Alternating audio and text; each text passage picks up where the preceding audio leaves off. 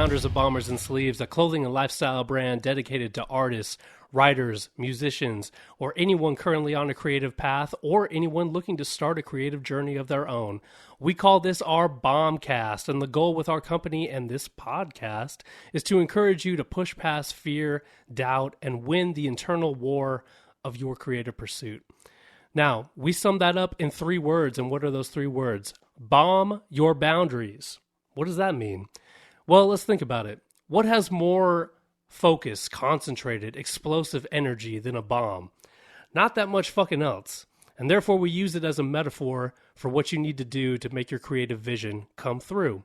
Get focused, get intense, and let's make some shit happen. We got a great episode for you today. We got our man Mike August in the house. We are very, very excited to share with you his story, where he comes from, and how he kind of benefits of this whole journey. So now that you know what Bomb Your Boundaries means, you're going to hear that a lot throughout the podcast. It's the slogan for the company. So wanted to let you in on what that is. Steve, what's up, man? Hey, what's going on, guys? Just like Kevin said, we have a very special guest here tonight. He is one of my favorite and most talented songwriters I've encountered in Nashville with. I work with this guy all the time. I'm very honored to work with him. He also serves as creative director over at Demolition Music, right here in Nashville on Music Row. Ladies and gentlemen, Mr. Michael August. What's going on, guys? How's it going, man? Thanks for having me out. No, man, thank you for being here, dude. This is a big honor, so thank you for your time. Please. Well, Mike, so first thing we like to ask our guests on this show, let's just slow it down and take it back to like the first time that you like really fell in love with music, man. I want to know your whole background and kind of how you got up to this point in your career. So maybe take us just back to your childhood, man. Where'd you grow up? What was your family life like? What was your first introduction to music? Things like that. Oh, man. Okay. So, I mean, we're going way back here. So, all right, so I grew up in Cherry Hill, New Jersey, right outside of Philadelphia, and I would say kind of stems back to, I mean, I'm way younger than this, but the 1950s. My grandfather started New Jersey School of Music, which was a music school in Medford, New Jersey, and kind of went through the years, kept it. When I was born, I grew up literally from the age of, 3 years old, taking violin lessons, piano lessons, Russian piano teachers, everything. That's intense. Yeah. For me, it was kind of, music it wasn't a choice. I was kind of born into it, and it was like, you were doing this, and that's beautiful, dude. It was cool. I mean, my entire family is professional musicians, from my grandfather to my uncle to both my parents. So I kind of grew up within the walls of the New Jersey School of Music, taking lessons from a young age. But you had mentioned, when was the first time that I really fell in love with music? That wasn't actually until probably my junior year of high school. The first time I really felt like, I loved music. Because for me, it was a forced thing. It was forced. It was piano lessons. It was violin. It was practice, which I appreciate now. But back then, all I wanted to do was play sports, right? Of course. Yeah, of course. that's easy to rebel against when it's forced down your throat like that. Yeah. So that's interesting. So, for me, it was I'd rather kick a soccer ball or, play hockey, which was more, I was more interested at the time. But it wasn't until I think like I said, my junior year of high school, I sat down and I wrote, I could say the first song that I actually, really loved, right? I wrote a song and I fell in love with the idea of, oh, this is what music could be for me. So nice, man. What was the inspiration for that then? I'm curious. Oh, well, I mean, at the time, of course it's a girl, right? Of course. Yeah. Every time. They get you every time, man. For me, it was, it was my parents were classically trained musicians. My uncle was a jazz musician, one of the best in Philly. My grandfather, same, classically trained. For me, that wasn't my passion. For me, I didn't find my passion until later, which became songwriting, and music was really a vehicle to get me there. So for me, it was, of course, I was writing about what I was going through. Do you remember the title of the song? I do. I do. I thought it was so brilliant at the time. You ready? Yeah. Familiar Stranger. Dude, the I'm not mad at oxymoron. that. I'm not mad at that. Yes. For those that don't know, Steve used to have a band called Common Rarity, which is of the same vein. Oh, always Yes. been a fan of the oxymoron. Yeah, you did. You felt like you were genius. Oh, you dude. know? Brilliant. Brilliant. Could you still? Do you remember how it goes? Oh, Like if pressed, could you remember anything about it? I could probably sing a little bit of it, but you know. You don't have to do it here. Yeah. Only Don't if have you to want do it. to. No, we we're wouldn't gonna do that to you. But okay, so to start writing, did you just start like journaling and then you formulated your songwriting style out of that, or did you just sit down and write out a song and go for it? For me, it was definitely piano. I would sit down at the piano and I'd come up with some kind of, chord progression or melodic line that just, I guess, that I fell in love with, and then it was writing a melody over top of it and then putting lyrics to it. That was for me how I kind of started. Yeah, Nice, that's awesome, man. Did you ever play this song for that poor girl? I did. I And actually. what was the reaction? I mean, this is how nerdy I actually was. I actually were. Yeah. So I. Embrace it, baby. I love that about you. So I not only played it for her, but I recorded the entire thing, and I brought it to her house, and I had the CD, a burned CD. You know what those were. For those of you in the audience who don't know what a burn CD, it was basically it was like text messaging back. I guess Right. what you would call it, right? Right, of course. So I bring it over her house, and I put it in, and I'm like, I wrote this about you, and she listens to it, and she loved it, or did a great job of pretending like she loved it, because Wow. I mean, I definitely, That's hella romantic, dude. yeah, we probably dated for 2 years after that, which was it was one of those, yeah. Oh wow, So so it worked. So it worked. It worked. It definitely The power worked. of music and the power of love. Well, okay, so dude, you got to be hooked after that because you're like, shit, man, I took a risk, it worked. Maybe this is my thing. Oh. Yes or no? It was, music could get me girls. I was like, this is crazy. No, I didn't actually. Baller. Yeah, no, for me, I was definitely hooked though. It was more about the songwriting and more about the idea that, wow, I can create my own music and I can do something that's my own, as opposed to something that's already been written that I'm just learning, Yeah, I'd love to hear maybe a little bit more about that, man. Like, what was like specifically empowering about that? As far as, I guess, I mean, to me, the only thing that I could really say is that up until that point, I was always just learning, a classical piece of music, or I was, learning a jazz song, or whether it was a pop song, or I was always covering something. Got it. It's forced and soulless. Right. You were learning, but not creating your own. And creating my own, and the fact that I could, because of course in high school it's like you get a chance to sit down at the piano and play something, you're gonna play it right in front of people. So that was the thing. It's like I sat down and I'd play this song, and all of a sudden people would react, and it would be this thing, and it's for me it was an addiction. It was like, oh wow, people like what I'm doing, and this is something that I created, and it becomes like I want to do more of this. Did you show like during this time? Did you show like your parents like this is the stuff I'm working on? Were they really supportive of it? Oh, my dad. I mean, my parents couldn't have been.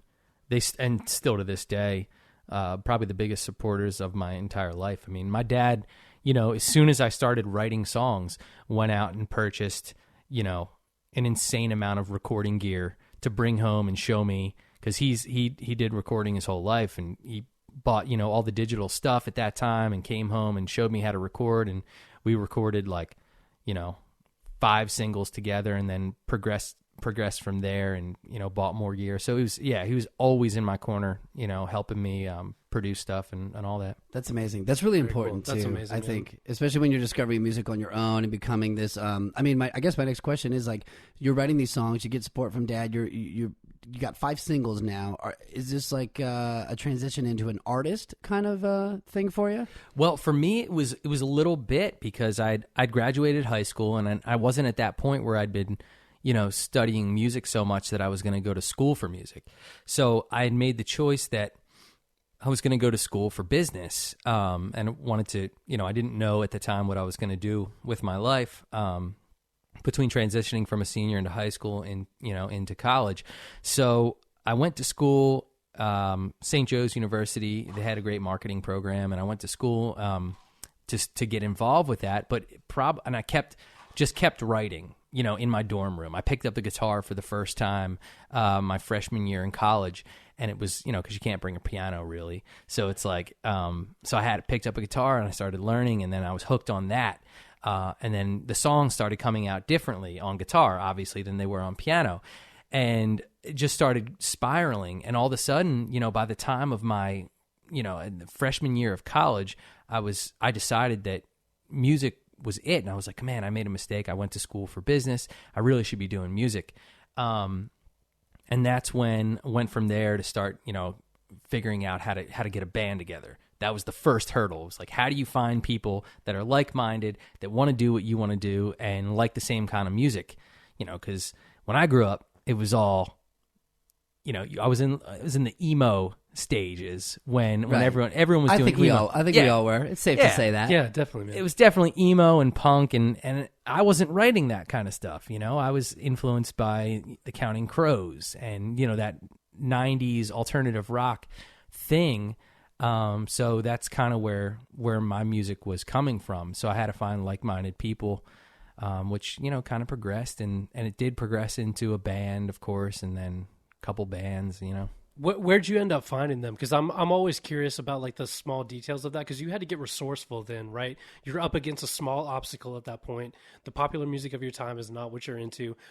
How did you distill that down into finding the people that worked for your band? Man, it was, honestly, this is funny, but it was a family affair. I mean, my sister. Nice. Yeah, my sister. Strong family, Mike August. It is. It was all came from the family. My sister introduced me to a bass player, who we clicked immediately, and then my mom, she was teaching a woodwinds theory class at University of the Arts in Philadelphia, and she had one of her students was a drummer, and she was like, "Hey, Mike, I have this student who's an incredible drummer. You got to meet him."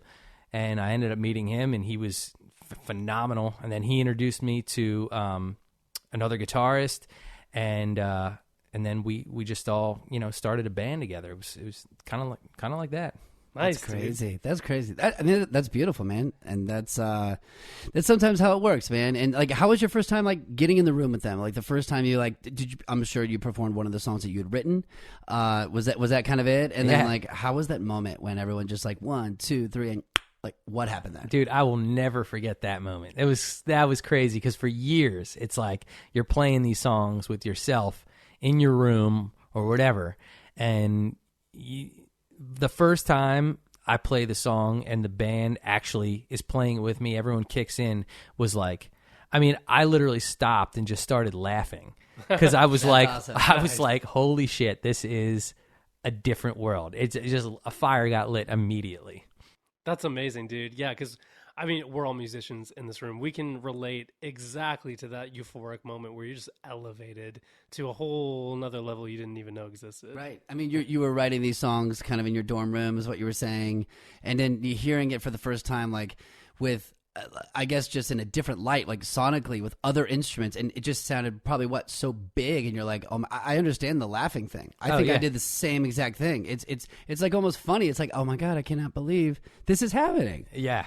I wanted to ask you a question too, because you grew up playing piano and then you started playing guitar in college. When you're writing songs, I mean, even today, like, is it easier for you to write on piano, or is it easier for you to write on guitar, or what's the main difference? For me, it's neither of which are easier. It's just a matter of, I feel like if I sit down at the piano, I'm going to write a different song than if I pick up the guitar. So for me, it's just a matter of, if I have an idea, I'll just sit down and I'll know, okay, this is definitely something I want to play on guitar. Or sometimes I'll just sit down and start jamming on either instrument and something will come out. So for me, it's not really one's easier. It's more so I think I use them as tools for creativity. Okay, so this band you had there, did you guys play out? I mean, what's take us through the timeline now. So at that point, it was I was probably a junior in college, and we had the band situation, started playing. My whole school started getting to know who we were, and it was okay. Well, what do you do? So the next step was I basically made a package. We started recording songs. We built a 5-song EP. Started booking colleges, because my goal at that time, my dream, I should say, was I thought I was going to be the next Dave Matthews Band, right?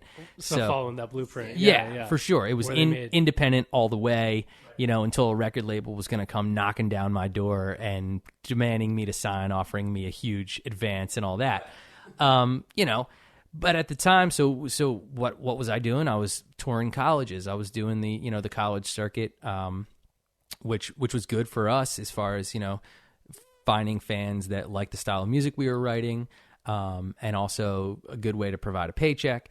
But the reality of that situation is one day you're playing, you're opening up for a kick-ass band, and you're like, there's a huge crowd out there. The next day you're playing in a cafeteria to 2 people, so you never knew what you were going to get. And it was kind of a path for us that really, I guess, wore down the band, and eventually we lost the bass player, which then led to losing a guitar player. And how bands go, it's just sometimes it works, and sometimes, most of the time, it doesn't. So that band dissolves. Like, tell me about the emotional journey of that, because I know personally when bands dissolve, it's probably worse than a romantic relationship breakup. What did it feel like? Oh man, for me it was definitely trying to figure out. I was always concentrated on okay, what's the next move? This sucks, but what's the next move? So I'm looking at, okay, I'm going to do a solo project next. Okay, so switch gears, start a solo project, a piano-driven thing. Like, it was almost like a Ben Folds meets The Fray kind of piano thing. It was called My Name is August. Nice. Yeah, I took my middle name is actually August, so I'm Michael August Walton is my full name. I go by Michael August now, but August was the name of the, My Name is August was the name of the group, and it was the same thing. It was let's play shows, let's do colleges, I had a backing band and all that. But I still had the lead guitarist, who was my songwriting partner for a long time, Eric Schwenk. He stayed with the whole thing and through it, and was always there, which was killer to have that kind of support from one person who believed in it so much. For sure. But yeah, so for that, it was kind of, as those things did not materialize, I tried to figure out what I was going to do, what the next move was. So it actually ended up taking me back to school. For me, at first it was, okay, well, I have this business degree, but I'm really in love with music. How do I take that further? And the only thing I could think of, before thinking of having, actually making a move, was to go back to school and build my chops, really, really get my musicianship together and all that kind of stuff. So I went back to school, and I ended up doing actually a master's in music, University of the Arts. And while I was doing that, I was taking trips to LA, and I was taking trips to Nashville, and it's where I found, Nashville is actually where I found that, hey, you can write songs. Yeah. Sorry, to build career opportunities, you were taking trips back and forth? Or yeah.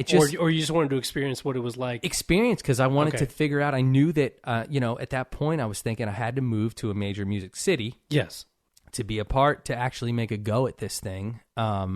Philly was cool, but the scene wasn't really there. You couldn't have a career in music, per se, in Philadelphia.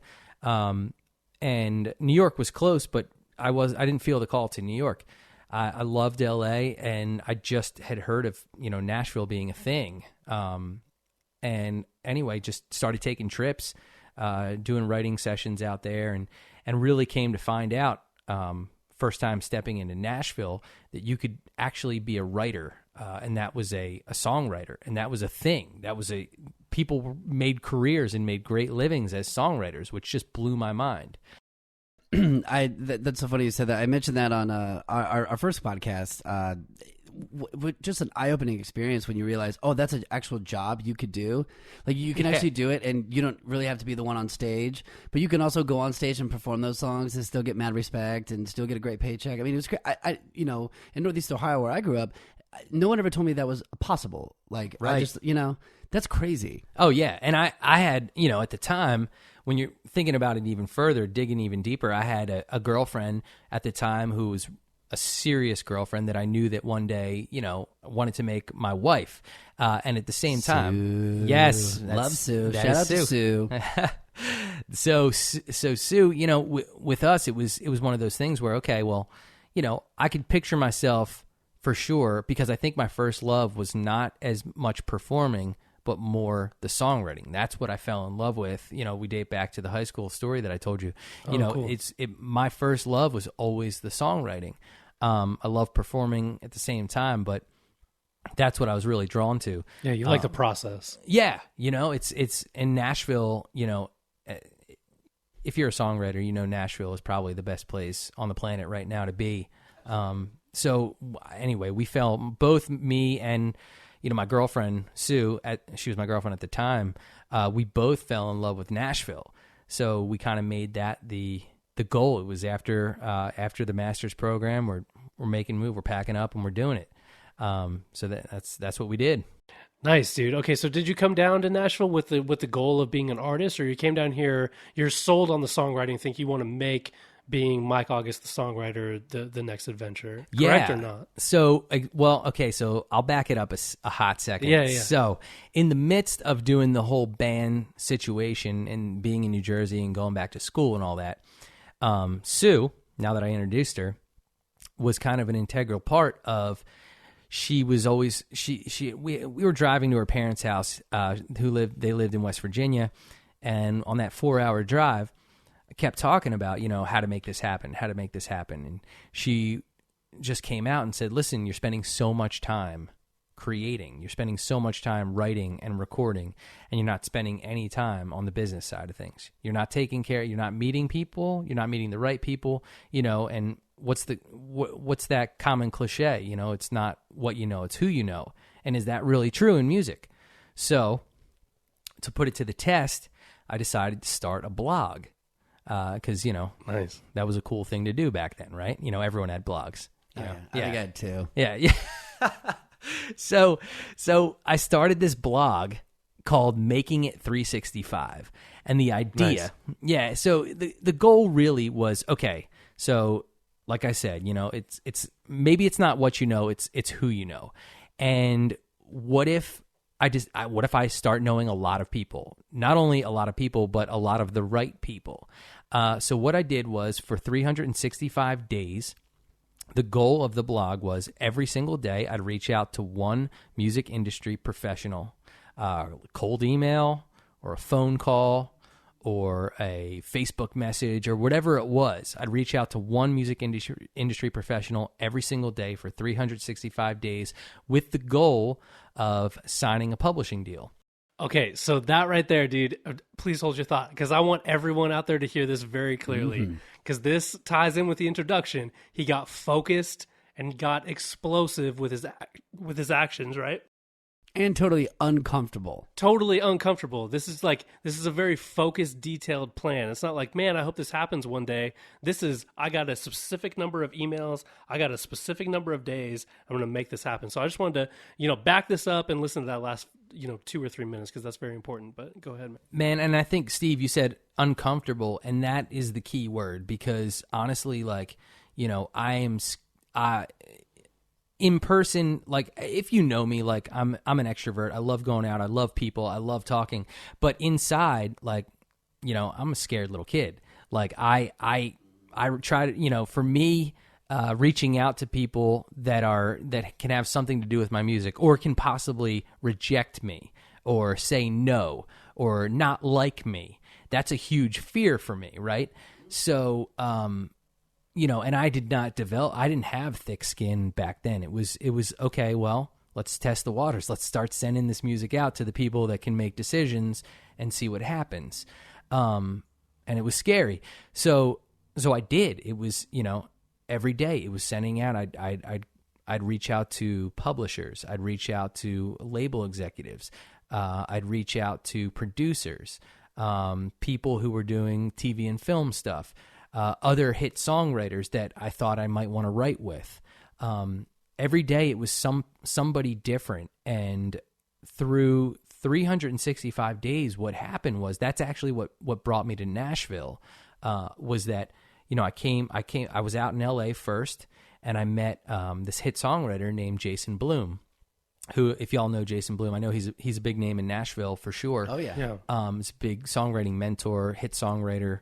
And he was the first person that, while I was in LA, at Taxi, it was called Taxi, it was at the convention, I had played him some songs, and he said, you know what, you have something here.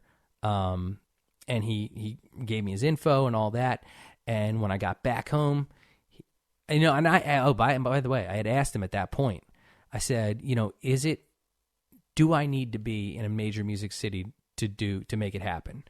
And classic, he goes, I don't know if I can tell you, but I did write a book. So you might want to buy this book. Wow. I think I had that book. Well, I think he's written many books. Many books, but, yeah. Oh, yeah, I had that book. Yeah. Yeah. So, of course, nice pitch, bro. It was nice it pitch. was a good plug, yeah. So I bought the book, and for me, it became this thing where I read the book and I totally became enamored with hit songwriting and the idea of it. So the next thing was, I got an email from Jason Bloom that, he said, hey, listen, I think you really got what it takes, keep going for it. And that's all I needed to hear. So in the midst of that, I started thinking, okay, well, the idea of this blog is to totally, go do anything. If you think of it, do it. So it was, so in the midst of it, I was like, okay, well, I don't know, Jason Bloom, thinking he digs what I'm doing, I'm going to send him an idea. So I ended up sending him an idea of a song that I wrote and saying, hey, here's an idea. I'd love to write this with you. And he gets back to me, says, I love this idea. Already thinking of stuff right now. Let's do it. So to me, that was a huge win. We ended up finishing the song. He was like, come down to Nashville. Let's record this. And I ended up coming down to Nashville in the studio, recorded it with him. And then, the next thing I know, he's pitching it to Keith Urban and Rascal Flatts. And I was like, oh my gosh, I just wrote this song. I'm getting through all these doors immediately. So that was a huge, huge thing for me. It was, I think that even more, the flame had already been going, but that definitely lit the fire. So for sure, definite confirmation, man. And you're still in school at the time, right? When all this is going on, still in my dude, grad that's program. amazing, man. Yeah, that is really amazing. Can I ask you, just to take a short left turn here, what was the pros of those 365 emails? Like, what did it say? Hey, I'm Mike August. I'm a student at XYZ college. I'd love to reach out. Like, what was the body of that email? So that's a great question. And it actually, I had whittled it down. It was basically, I think if I remember correctly, in the beginning, I definitely had it like way too long. And the worst thing you can do is send a long email. Honestly, yeah, because people are deleting that shit right away. They don't want to hear, at this point, I mean, if I'm reaching out to anybody and I've never met them before and I want something like a meeting or whatever, I mean, my email is probably like 2 or 3 sentences max, and it gets right to the point. But then, it was a little background.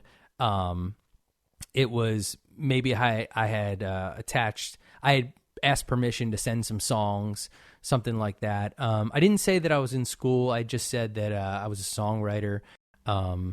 Maybe something like beginning to take meetings with publishers and stuff like that. But I do remember looking back and thinking, yeah, those emails were way too long at that time. You know?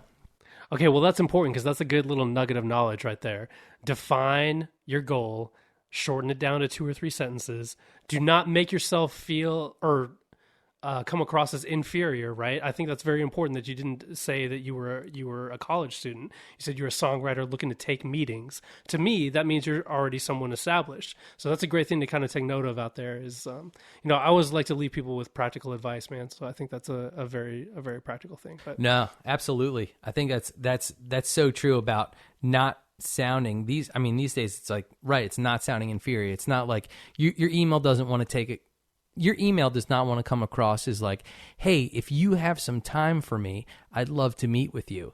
Right. No, it's more like, I got your solution. You should be so lucky for me to share with you everything that I have right Right. now. Or we're totally on the same level and we have common goals. Let's meet and hang, Absolutely. Yeah. Awesome, dude. Okay. So you meet, so you have this just crazy experience where like Jason Bloom's pitching your stuff to like Rascal Flatts and Keith Urban.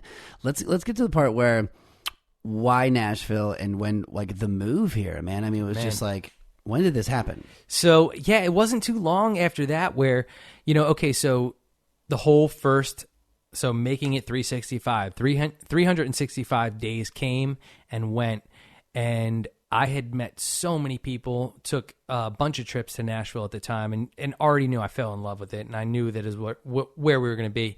For whatever reason, it just felt like home. But I have to say, the first 365 days, I did not meet my goal. So the goal was to sign a publishing deal, and I didn't. But what it did was it opened all these doors for me. It immediately, like, I knew that I could move to town, and I could be writing with great people. I could be writing with folks that had deals, folks that were hit writers. I knew that I could come to town and have a network of people, and I wouldn't just be treading water for the first, couple months. I could hit the ground running, and I think that was really important. So anyway, we did. So Sue and I, we moved to Nashville as soon as we graduated. Moved to Nashville. We got married 2 weeks later. Nice. Wow. Yeah, we did. We drugged the whole family down here, had the wedding in Nashville. And it was probably, a month later being here that I thought, you know what? Okay, I'm going to start. I don't know. I'm here, but I need to stay focused because, once you get here, it's like, what do you do? So you made this big move and it was a big deal, but now you got to act on it. So the best thing that I had ever done for myself was that blog, because it held me accountable, right? So I did it again. I started making it 365 Chapter 2, Nashville. Brilliant, dude. The sequel. That is really, that's really important, man. So yeah, for me, it was accountability. It was making sure I was reaching out every single day, because one open door just leads to another open door. It's just a network. It's just pounding the pavement until those doors open, really. So, and I can say, it was, might be around, you could even look it up online, making it 365. I think it was day 283. I can look back, and that was the day that I signed as a songwriter to Demolition Music Publishing. Hell yeah, man. Because just awesome. Off of that cold email. You just Dude, I could, actually, if you want to get really crazy about it, I could trace it back, because here's how connections work. This is ridiculous. Yes, this is important. So, okay, so I could look at from the first blog, the first 365. I was in Nashville. This is kind of an interesting story. So I was in Nashville, and there was a threat of snow, and I had this event that night. It was over at ASCAP. It was a pitch to publisher event. And so I go, and in Nashville, threat of snow, no one leaves their house. I mean, no one. No Oh, one. yeah. Yeah. I'm a Jersey guy, and snow down here is not a thing. It's nothing. Yeah. So of course, Barely a dusting. yeah. So I go out. I've got Sue with me. We show up, and literally nobody shows up except for me and the publisher. Wow. So you get like an intimate performance. Yeah, so literally it was just me and the publisher, and that evening was Shane Barrett.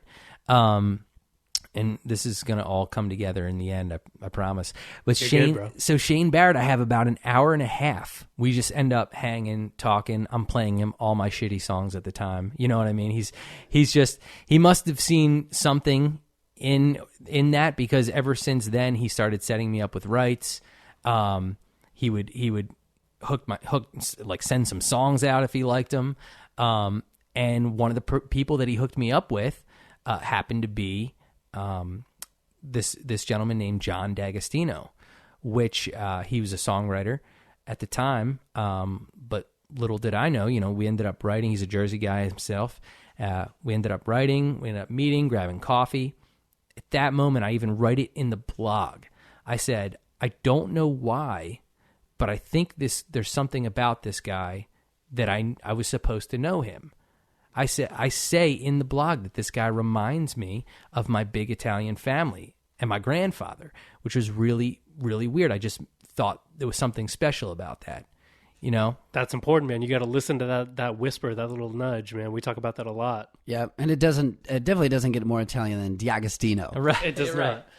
For those that don't know Shane Barrett, can you So of Shane Barrett he's an industry veteran here in Nashville. He was if I'm not mistaken, he used to do A&R at Columbia Records and then headed up publishing at Olay and has since gone independent, and now he works with a bunch of clients pitching songs for the country music market predominantly. Beautiful, Yeah. beautiful. Okay. I want to just back it up just 1 second, real quick. And I think Kevin and I like to ask all of our guests this. When you moved to Nashville and when you first came in and you saw that skyline, just that beautiful skyline, was there maybe I want to know the feeling that you were having, and I also want to know, was there a song that was playing? What was going through your mind when you just first saw that skyline and said, "This is now going to be my life. I'm going to be a songwriter"? Oh man, I'll never forget that. Rolling in on Route 40, coming in, seeing the skyline, because I loved seeing that skyline just taking trips to Nashville, right? Yeah. I knew every time I came back, it was like, oh man, just love it. But the first time rolling in that U-Haul truck and just knowing that I'm planting roots here, It's real. and seeing it's real, and it just, dude, I mean, I probably cried like a baby in that U-Haul. My man, that's what I love. Hell yeah, that's beautiful. That's awesome, dude. So back to John. Yeah. So you knew you felt a connection there. Obviously, it does turn into what you thought it would be. Dude, it was unbelievable. So just that meeting, a year later, John ends up deciding to start a publishing company, and he starts Demolition Music Publishing, and he's the president of the company. We'd had built that relationship over that year, and I ended up being the third writer signed at Demolition Music. So I can stem it. It's crazy how it all stems back from the meeting with Shane Barrett in the snow, to meeting John, knowing there was something special, to signing with Demolition, and then even crazier, Shane Barrett is now one of the head pluggers at Demolition Music Publishing. No way, Wow. dude. Yeah. Wow, that's amazing. It's freaking crazy. Wow. That's crazy, man. So dude, that's a hell of a background, man, and exactly kind of what we were looking for there. So now fast forward, man, you're, a very integral part of Demolition Music. Let's talk about your career nowadays, man. What do you do, day-to-day basis right now? Man, well, for me now, it's been, I mean, dude, it's been a blessing. I can't even tell you, because when I first moved down here, I had, I started teaching. I started teaching music in a middle school. And I was doing choir, general music and choir, because I had to make money, and I knew I wanted to be a writer, and I moved here to be a writer, but I also needed to make money. Those college loans are a pain in the ass. Absolutely. Okay. So that's important too. So you weren't making money right away even though you had this very serendipitous partnership that came through. It wasn't like magical change your life right off the bat. No, man, I knew it. I had to make money. I had to do it somehow, and I started teaching. I love, I still love teaching. I love, sharing what I know, and inspiring, kids to do what they love, to light a fire in them. So teaching was kind of a natural way for me to get in and make a paycheck and really feel like I was doing something I loved as well. So I was teaching. 6 months in, I signed with Demolition. And that's kind of around when we met, Steve. Yeah. It was, I was, if you remember, I'd be teaching during the day, showing up to Music Row at 5:00 in my suit and tie, and getting changed at the office, and I don't know how you did it, and but I'll tell you what, every time you showed up for those rides, you were good to go, and you were present, and you were there, and you had energy, and I'm like, man, I don't know how he did it. Teaching kids all entire day. I mean, that's got to be a little bit. I mean, you're a wonderful teacher, but that's got to be a little that's a lot on somebody, right? It got a lot. I mean, I was so fired up to be here and to be doing something that I loved that it got me. That's what got me through. But for sure, 3 years in, I did it for, taught and wrote every single night for about 2.5 to 3 years. By the end of 3 years, I was burnt, man. I was totally burnt out I knew I had to make the jump, just take a leap of faith and say, you know what, I'm going to quit teaching right now, and I'm going to try to write full time. I'm just going to try to make it happen. Yeah, let's talk about that, man. Yeah, because that's a big leap. Yeah. You go to school, you got your master's, you're teaching, you're making a living. Tell us about that actual jump from just saying, screw this, I'm doing what I love full time. Yeah, so that's it. That's where the blessing comes in, man, because, I can think of it, and I always picture my sister, who always has she has this magnet on her fridge that I always look at. It says, leap and the net will appear. And I always think about that, and I think, and at the time I was thinking, okay, I felt like I was ready. I don't know why, I'm definitely a believer in God and a calling and a path. And I felt like at the time God was saying, it's okay to move. Go ahead and make the move. And so that I would say, it's funny how it worked, but I put my notice in that I wasn't going to be coming back the next year to the school. 2 weeks later, I'm in a Skype meeting with John D'Agostino, the owner of Demolition, and we're talking about my final option as a songwriter, which means my contract was up, and we were talking about renegotiating. Well, it was kind of serendipitous that at that same time, our creative director was leaving for another company. So John proposed. He knew I had a degree in business and knew that I could probably handle something like that. So he said, well, what do you think of this? What if you continue writing for the company, but you also take on creative director duties? You actually, are handling the day-to-day operations at the company. And for me at that time, at first was thinking about it. I was like, oh man, I don't know. Like, I just want to write, That's a lot on someone's plate. And I never thought about being like that person, that having that pressure. And so anyway, I was in the position at the time where I was just like, you know what? I talked to my wife and I was just like, I'm just going to say yes to everything right now. Yes to everything. So I did. I said yes. And that turned into, man, that was 2 years ago now. And I'm still writing for the company, and I'm creative directing now, and the company's grown like crazy. It's pretty amazing. Dude, that is so awesome, man. I love that, because that's a good thing. So, and are you feeling fulfilled? Like you like your position, obviously. Man. You got to meet a lot of new artists. You got to see things from a unique perspective. Like, yeah, it's every day. I mean, I wake up and I love every single day. I wake up and I get out of bed and I drive down Music Row and with a smile on my face, knowing that what I'm going to do today is something that I love, that I'm so passionate about. And I still wake up. The thing is, I wake up every day hungry still. There's goals that I need to reach. There's as a songwriter and as a company. And so at this point, I'm wearing two hats. I'm wearing the creative, the artist, the writer hat, and I'm also wearing the business hat. And that's the juggle right now. And there's definitely times where it's extremely hard and stressful. And, my phone goes off. I have, we're talking, I might have 40 text messages or I look in my email and I've got 100 emails and I'm like, oh my gosh, I got to get through this, but I love every minute of it. So it's worth it. That's what makes it worth it. Yeah. Yeah, that's amazing, man. Well, so we were talking before we got on record here, and I'd like to ask you that same question again. So now you're in this position now. You came from a very authentic point of being a musician, right? Like a lot of us, Steve and I included, we all got into music because of its kind of authenticity. How do I say it?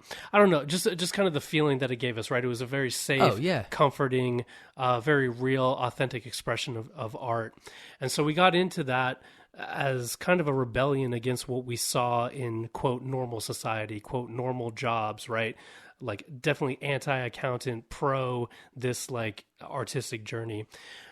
However, we have all experienced that certain fall from grace where when you get into making money from music, all of a sudden it is very like any other sales position out there. It is a product. It is a commodity. It has to have pricing and placement and marketing and branding and all this other stuff like that. How do you balance the what advice would you give to someone out there who is struggling with balancing, artistic integrity and authenticity with the fact that this is a very real business and you will be placed and commoditized to a certain degree? What does that look like? Why is it worth it, even though it does become commoditized a little bit like that? And maybe any real world examples that you've kind of seen of people maybe struggling with that or going through that.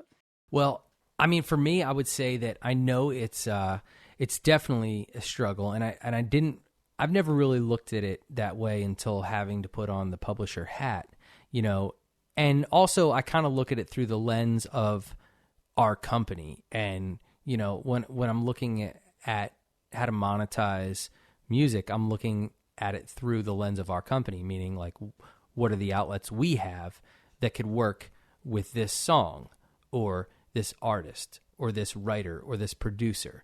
How would what they're doing work with us, and how can we synergistically make money together? So that's kind of how I look at things. Now, for if you're an up and coming songwriter or an up and coming artist or producer, and for me, it's absolutely just make sure that what you're writing and what you're producing, what you're singing, just continues to turn you on, continues to light your fire, continues to be something that's coming from within that you're totally passionate about. Because if it is, that's what's going to be, that's what people, audiences and business people alike are going to feel that. It's an unspoken passion that they're going to be immediate. There's an energy there that, we can tell if you're faking it. Crowds and audiences can tell if you're trying to be something that you're not. So be who you are, and if you meet the right champion, they're going to find a way to make that, make you money, to monetize that, brand it, and make it something that is, could be a career. Yeah, absolutely. So while it may feel like you're taking away from the authenticity of it, that's really not true. You work with someone like yourself, a great guy like Mike August. He's going to see that creative spark within you, and he just wants to help that. He needs to share that with other people, right? So he's trying to figure out a way to best share that in a way that will interface with the modern market and the way that people kind of buy and are introduced to music. So I thought that was cool, man, because you can get, I think there's a lot of bad kind of shit out there when like, oh, the dark side of the music industry, man, you're working for the man or like the publishing or the artist. It's not necessarily like that. Well, there may be some individuals in the game that are like that. I think there's also, that's why we love you so much, man, because, Mike comes from such a true, authentic place, man. He's I love your word champion, because he's a true champion for a real artist, man. And if he hears you and he feels that connection within his gut, he's going to do what he can to help you make a living out of doing what you do best, man. So I thought that was a beautiful answer, and I think it's important for people to hear that. Yeah, man. I mean, the real life experience, for me especially, is like what you just said. It's literally like, because listen, why we got into this business, and why, not just me, my story now, but why everybody else that's in the music industry got into this business is because they love music, yes. Right? They, and for me, if I'm going to sign a writer at Demolition, or if I'm going to sign an artist, it's going to be because I have that gut response that I just know that I'm totally obsessed with what this person is doing. I believe in them fully, and I know that, I'm going to get behind them and try to champion them and make their dreams come true, because I believe in what they're doing. And I think, it's I heard somebody say one time, it's like, okay, well, if you want to sign this person, yeah, they're great, they're talented, they're this, they're that, but first of all, like, love what they're doing and all that. But would you be willing to invest $1 million of your own money behind this person? And if you can say yes to that, then that's just icing on the cake at that point. And for us, for me, the first time it happened, we have an artist now named Haven, The first time I ever got in the room to write with her, I knew that she had something just totally unexplainably cool. Totally, that X factor, that voice, that writing style, that thing that, I was like, okay, whoever this person is, like I can absolutely feel it. I'm totally blown away. And that ended up being the first person that I signed to Demolition. I remember seeing her. That's great, because remember we saw her, I think, at like Belcourt Taps or something, and you kept telling me, you're like, man, you got to hear this girl sing. You got to hear this girl sing. And I remember sitting there, and she opens her mouth, and it was just beautiful. And you just looking at me, and I knew that feeling you had. Like it was beautiful. And I looked at you and I said, oh yeah, you got to sign her. Yeah. And it was just so great. You could feel it. I mean, you just felt that with her, and now she's with you guys, and she's doing fantastic work. Oh, it's incredible. I mean, it was just one of those things where, and Kev, like you said, it's like, how do you monetize that? How do you, like, once you have someone that has such raw talent, how does it get to that next level? And I can tell you, from our perspective, when we signed Haven, it was she was a country pop artist. And she didn't find her true voice until this past, I could say a year, when she really started developing the fact that what she really wanted to be. Oh, wow. So she developed even more after she got signed to you? She was one person, and then so that belief in her obviously transformed you as an artist even more. So that's crazy. Yeah. She literally has gone from being, a country pop artist to straight up going full pop. Like she expresses herself better through pop music and writes that way so naturally that when the first time we took her out to LA and we got her in front of people, she signed, it was insane. She just blew people away. She signed a management deal with one of the A-list managers in LA, signed a sync deal with a company here in Nashville. It was just, as soon as she made that transition from country to pop to be who she really felt authentically, the floodgates opened. It was crazy. Dude, this is so crazy, man. And I'm sorry if this is a left turn, but this ties into something I was thinking about earlier today. Did you guys ever watch Barbershop Talk with LeBron James on HBO? No, but I know of it. Yeah, so he was talking about something very similar to that, man, how he would have never picked Kyrie Irving to be like the breakout star that he was. He was like, yeah, I don't know if I really like that guy's, attitude and stuff like that. But he got on a team that he knew was going to get him to a championship, and he exploded into the Kyrie Irving that we know today. So I think that's so crazy, man, is like what makes it even more, as if the music industry wasn't already a difficult landscape, it's also very hard to pick who's going to be the superstar, right? Because you believed in Hayden. That was great. Or Haven, I'm sorry. Yeah. But then she got on a team that she knew was going to make her a winner on Demolition, and she exploded into this even bigger artist, and brought out this even deeper part of her that you would have never seen before. Yeah. So I think that's just a really interesting point to tell people that are out there, because it is a rough landscape, man, and you just don't know what's going to happen, and other people don't know what your true potential is either. So it's just, it can be a landmine laden experience kind of. And it does make a difference when you're surrounding yourself with people that are your champions and positive people and people that reinforce not just how great you are, but what the future is like, what you can be. Right. And that just, it ignites them. And now you really get to see their glow. Yes. Absolutely. Absolutely. Mike, because you're saying a lot of really good advice, and I'd like to just ask you a question. You had your blog where you were cold emailing people, as a young songwriter. If someone today was to cold email you, creative director at a great publishing company, also a professional songwriter, and they just, he's in Missouri and he plays guitar in his room and he really wants to move to Nashville and he really wants to become a songwriter and wants to do this for a living. What kind of advice would you respond in that email with? Okay. Well, you want the honest truth? I want the dirt. Absolute, wrist slashing. Don't do it. I know. So honestly, I think maybe years back, my advice would be, yes, you have to go. You have to be in a major music city. You got to do it. You got to make the move if you want to take yourself seriously. And that's still, I 100% believe in that. But that's not my response as much anymore. Now, I do read every cold email that I get. But my response is not going to be that, because the simple truth is that, if this person emails me and I feel like there's, and I hear some stuff and I talk to them and I feel like there's real potential there, real raw talent and potential, then I'll give them that advice. If I read an email, read that email and what I'm hearing is not, I'm not fired up about, I don't know if there's potential there, I'm not going to say that, because the truth is that, there's, thousands of people moving to Nashville every day, and not everybody is going to win, right?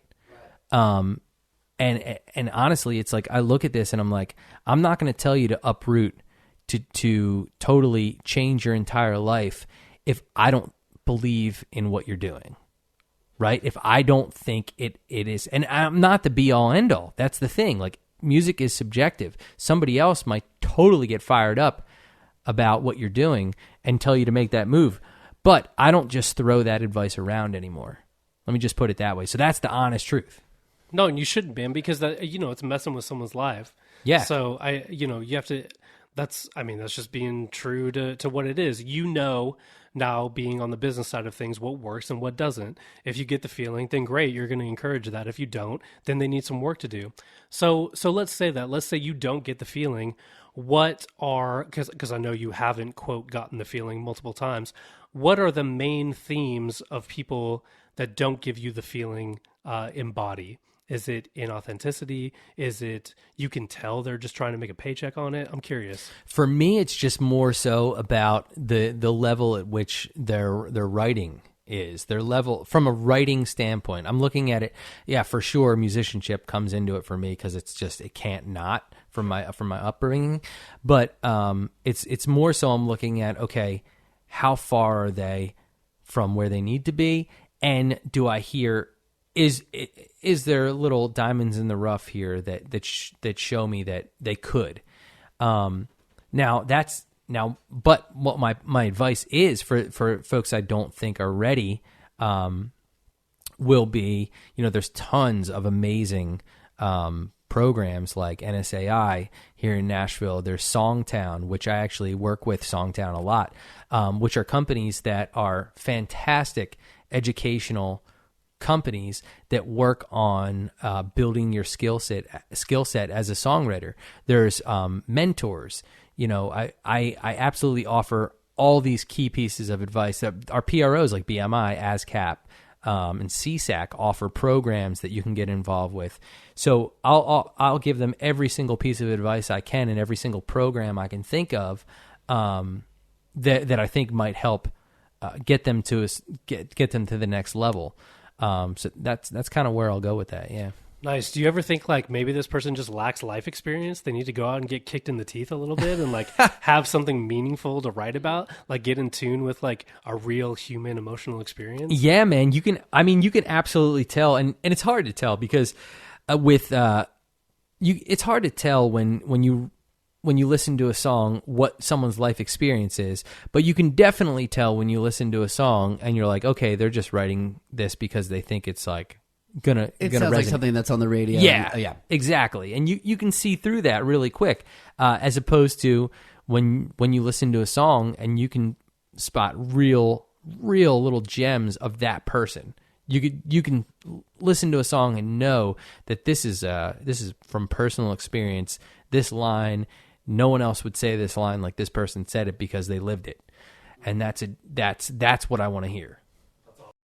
Is that part of a lot of people say like, well, what makes a song so great? Like if you go to all the number ones that happened last year, I mean, they're all so different. Some are very impactful about life, and some are about a girl, and some are about drinking. Whatever. What makes a great song? There's 1,000 different answers, but I mean, for you, what's a great song? Man, well, in Nashville, the level of songwriting here is so incredible that sometimes it's hard to tell, what's real and what's not, because we've become such great crafters of songs in this town.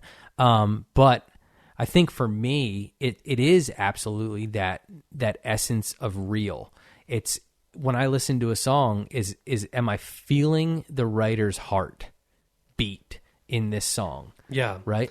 It's almost like it elicits a common emotional response that we all have, but delivered in such a unique way that you haven't heard it before, right? Exactly. And that's what makes a true artist, right? Yeah. They're eliciting love, bliss, joy, forgetting your troubles, whatever, but they're saying it in a way that you just haven't quite heard before that makes them, but then you put that against like their vibe and their delivery, and that's what makes someone like pretty amazing. Oh, yeah. Right?